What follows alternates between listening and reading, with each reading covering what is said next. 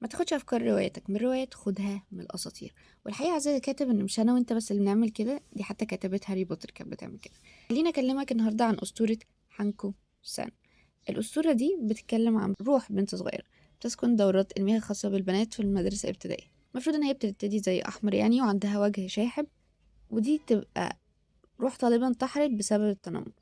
المهم ان هي بتكون موجوده في الكابينه الثالثه، والبنات بتروح تخبط عليها وتسالها: هانكو، انتي موجودة هنا؟ لو قالت اه فهم لازم يهربوا، يا اما ان هي هتسحبهم وتقضي عليهم. مش حاسين ان فكرة ان روح البنت اللي لابسة الحمام دي اتكررت قبل كده في هاري بوتر؟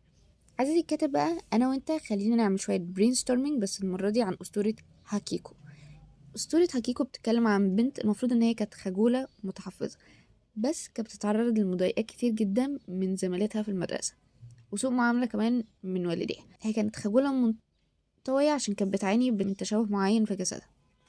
المهم في الاخر البنت المسكينه دي ماتت بسبب تعرضها للضرب حتى الموت، بس روحها رجعت مليئه بالحقد والرغبه في الانتقام.